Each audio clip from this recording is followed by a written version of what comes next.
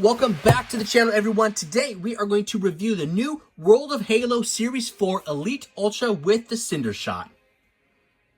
This is our 6th Elite we have in the World of Halo line. I found this at my local Target out here in Southern California. This one comes with the Cindershot, first appearance of that. Looking at the back of the packaging, you can see the rest of the figures released in this wave. I have already reviewed Frederick, so if you have not seen that, be sure to check that out.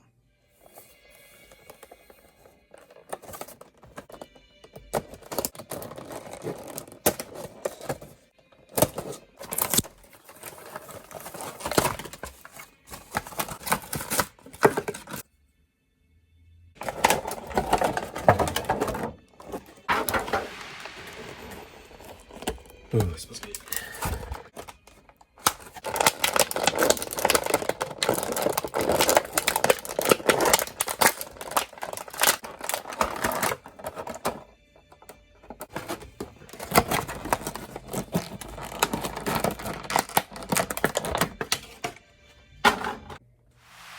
Now we'll take a 360-degree look at the Elite Ultra out of the packaging. Sculpt looks great. I really love that red trim throughout the shoulder blades as well as the headdress.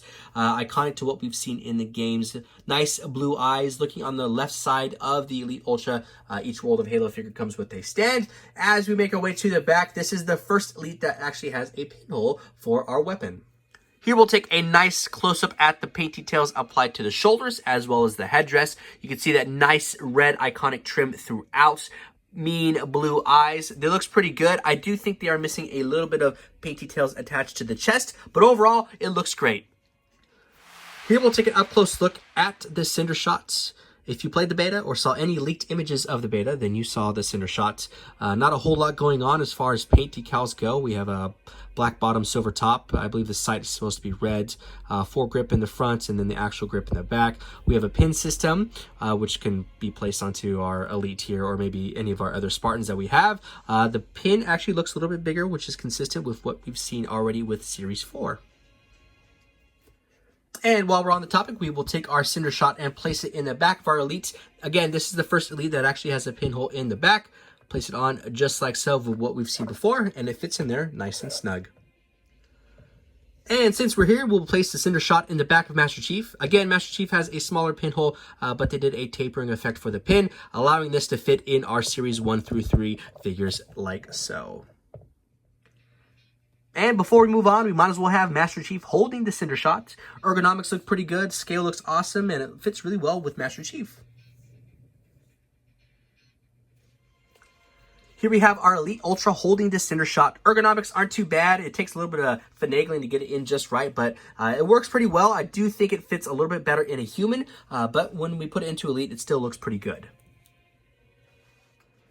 And it wouldn't be an Elite if it couldn't hold an energy sword, and this one is no different. It can hold an energy sword just fine. Something I would like to see down the line is going to be some plasma pistols and plasma rifles. The articulation on this Elite should be no different than what we've already seen, but I'll still go over it, just not as in depth. With that being said, we're going to look at the left arm here. We have full 360-degree rotation all the way around. We can bring that on in about that far. We should have some rotation here at the elbow. And we have a little bit of hyperextension coming back. And then we have flexion coming forward as well. Nice break there, almost at about 90 degrees. Bring that on forward. We can take the hands all the way around. We have a break and flexion here at the bottom of the wrist, backwards and forwards. At the legs, we have a lot of range of motion. We have a ball and socket there that gives us a lot of playability. And then at the top of the thigh, we have internal and external rotations. Lots of rotation coming outwards.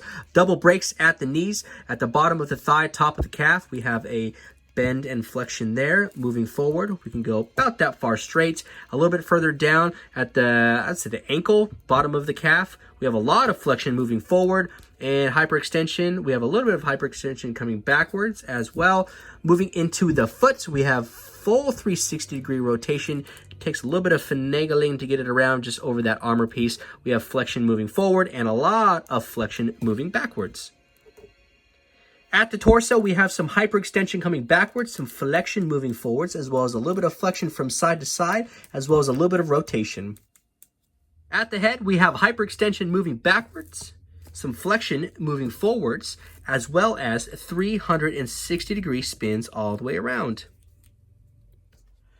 And of course, it wouldn't be a complete review if I didn't do a comparison of every single Elite that has been released in the World of Halo line so far. It's a little challenging getting every single Elite into one shot, but we'll do a nice panoramic view of every single Elite that has been released in the World of Halo line. If they keep at it, I'm going to run out of space for the next review with comparisons. And of course, we will do a human comparison. We have Frederick, Master Chief, and our Air Assault Spartan.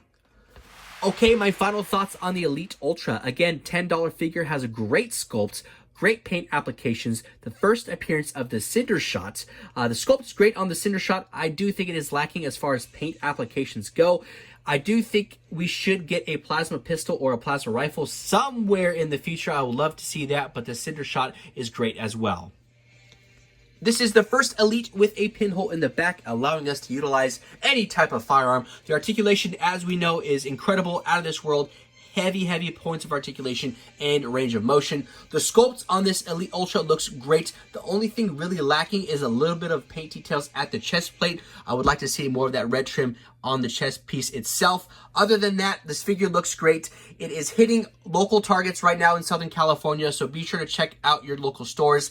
There is no link yet on the Target app or anywhere else, but once I see a link at Walmart, GameStop, Target, anywhere, I'll be sure to post it.